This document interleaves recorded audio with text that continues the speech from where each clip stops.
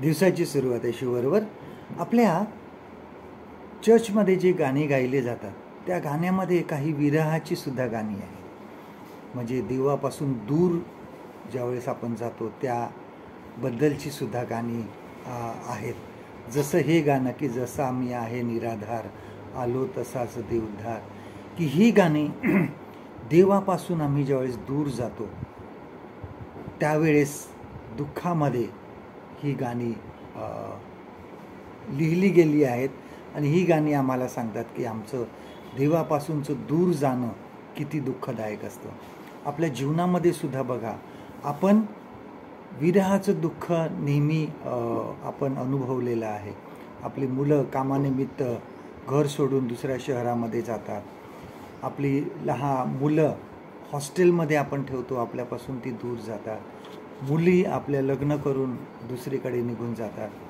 काही वेळा आईवडील एकटेच राहतात, मुलं वेगळे राहतात. आणि असे बरेच विरहाचे प्रसंग आपल्या जीवनामध्ये येतात. आणि शेवटचं म्हणजे आपल्या प्रियजनांचा मृत्यू. हे सर्व विरह आपले दूर आपण आपल्या प्रियजनांपासून जातो, हे विरहाचं दुःख असतं.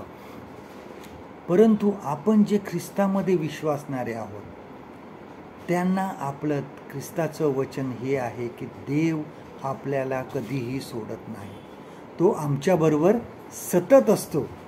प्रभू येशू ख्रिस्ताने सुद्धा ज्यावेळेस त्याचं स्वर्गारोहण झालं त्यावेळेस सांगितलं की पहा, युगाच्या समाप्तीपर्यंत मी तुमच्याबरोबर आहे. तो नेहमी आमच्यासोबत आहे. आपण त्याचे नाव घेतो तेव्हाच आपल्या मनाला एक शांती मिळते, आपल्याला एक समाधान मिळतं की माझ्या संगती कोणतरी आहे.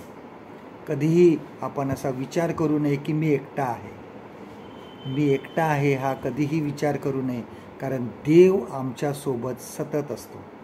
आम्हाला जेव्हा जेव्हा वाटतं की मी एकटा आहे त्यावेळेस देव कुठेही लांब गेलेला नसतो, तो आमच्या जवळच असतो.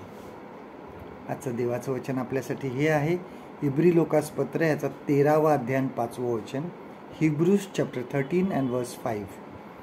कारण त्याने स्वतः म्हटले आहे, मी तुला सोडून जाणार नाही व तुला टाकणार नाही. परमेश्वर करो आजचा दिवस तुमचा आशीर्वादित करू.